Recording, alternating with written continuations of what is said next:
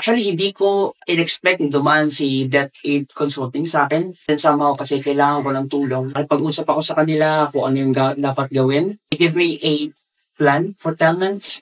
Actually, duda pa nga yung misis ko noong time na yun. I give them the full trust, 100% kung ano yung dapat na kasunod na plano.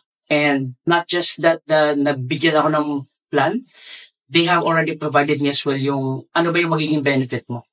Lalo na yung pagkakaroon ng power of attorney, something na hindi naman nakukuha ng lahat ng nagkakaroon ng utang, and napoproteksyonan din nila yung sarili nila. So, yun yung pinakamalaking advantage maliban dun sa plan na hindi mo mabayaran man ng buo, at least nabigyan ng way para magawa mong posible yung mapaliit yung utang.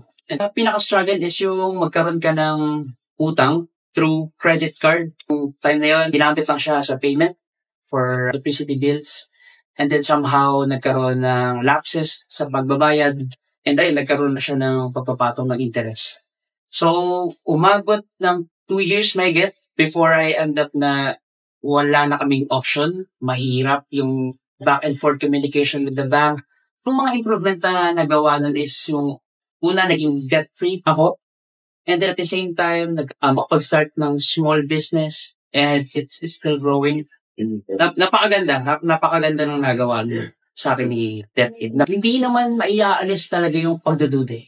Since we're talking about money, all we have to do is to give them the trust. So kung ikaw man yung katulad ko na nagkaroon ng malaking utang throughout credit cards, maybe loan apps or kung ano man ang dahilan, I recommend having Debt Aid. They may be uncommon but at least hindi posible na magawa ng solusyon yung problema.